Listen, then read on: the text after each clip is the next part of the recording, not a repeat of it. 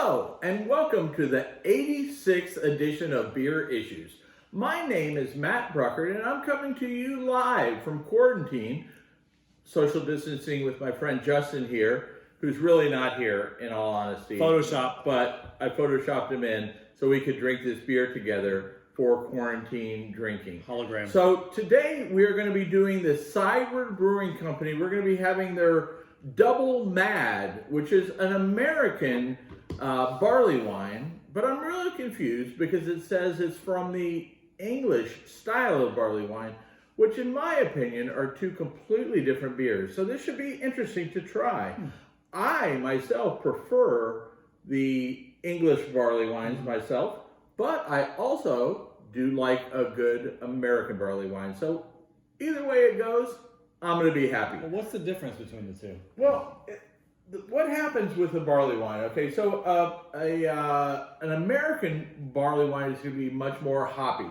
The IBUs range anywhere from 50 all the way up to 120 IBUs, which is going to make it a really hoppy beer.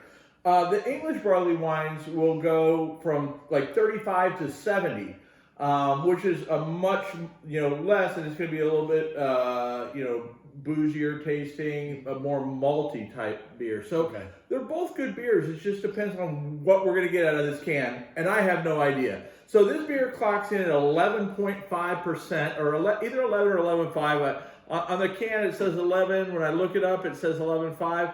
So it doesn't matter to me. Surprise in a can, really. This is really going to be a surprise for me. But I do know that they do make good beer, so I'm really excited to try it.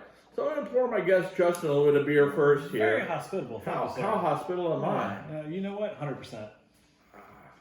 And then what we're going to do is, after we get this into the glass, I can tell you it looks delicious, and I haven't even tasted it. I'll tell you what, that color but looks that phenomenal. color is just very hoppy. Unreal. That's Let me get a little head on this thing there. Yeah. Make sure you get one inch head. That's about half an inch. I don't want it too much on this particular beer because we're just sampling. Right, if pouring a whole glass, I would definitely pour a little bit more head on there. All right. So let's go ahead and let's smell it. What do you say? Okay. I smell booze. 100%. Yeah. I smell booze. You get the booze. The forecast is 100% booze. Yeah, and I do not. One thing I do not, which hoppiness. I don't smell the hoppiness. Yeah. So this is going to be more of an English style barley wine. So even though it's boozy, it's not going to be super hoppy. And I can smell the sweetness that you'll typically get in an English barley wine. It's boozy and it's got some sweetness. So I'm going to go ahead. I'm going to sample. You want to sample it? Cheers. Cheers. America. Cheers to you, sir. America.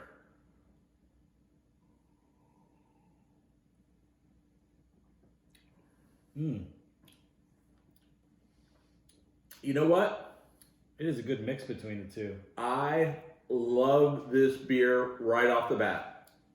It is like a perfect blend. It's got the sweetness. It does. But it's got the booziness. But it balances so well. It finishes almost hoppy though, doesn't it? I don't even really get that much hop on it. A little bit though. There's some hop in it. Without a doubt. But I don't get the hop. Doesn't sting the tongue. Yeah, this is. I really like this. It is sweet. You can definitely taste the sweet. The maple in it. Is there maple in here? Mm-hmm. And it's. I think they use oak. I believe they put it in the oak barrels. I could be wrong on that. I'm not 100% sure, but I think I taste some oak in there. But I definitely taste some maple. Like a maple syrup. That's probably what they use to kick up the alcohol content. But man, delicious beer. That's 11%? That's 11 to 11.5, and it tastes like it's maybe 6, 7 at most. I mean, so you've got a phenomenal beer here. 11% alcohol, 100% taste. 100%, yeah. Right? It's full of flavor, but it's not hoppy. Like let's talk about different American barley wines. So like Sierra Nevada was released in 1983. They released a beer called Bigfoot, which is an American barley wine, and that's probably on the 120 scale when it comes to hops. It is so hop, but that beer, from what I understand, if you hold on to it for a long time, it smooths out. It takes a little bit of that hoppiness away. So it depends on what you like. If you like that super hoppy type American barley wine, then you might like it when it's fresh. Or you can hold on to it, age it, and it takes a little bit of that the bite off the bite off of the hops, and it smooths out, and it gets better. In my opinion, it would get better over time. I think so. Somebody likes the fresh hops, they might just go for it right there. The barley wines date back to like early Armenia. So it's been around for, a long time. I think the original barley wine that was actually marketed, and this is going to sound weird, was Bass. Okay, and you're probably all familiar with Bass. Bass ale? That's not a barley wine, it's an ale, right? But I think when they first started producing Bass in 1870, it was considered they marketed it, or it was a barley wine, okay? Your first beer that was ever brought to the U.S. Or produced in the U.S. That was a barley wine was in 1975, and it was Old Foghorn, okay? And then after it came out as a barley wine, there wasn't a lot after that. Now, one of my favorite barley wines is English barley wines. I'm having a brain cramp right now. It's okay, this beer.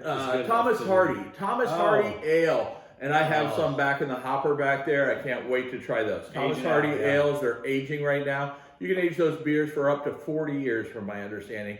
And I'm never going to make it that long. But if I could make it 8 or 10 years, it will be a small miracle, because every time I look at them, I want to drink them. Anyway, if you've enjoyed this, make sure you tell your friends. Make sure they tell their friends. Subscribe. And their friends tell their friends. And, as he likes to say, subscribe, and tell your friends to subscribe. Because the more people that know about beer issues, the better.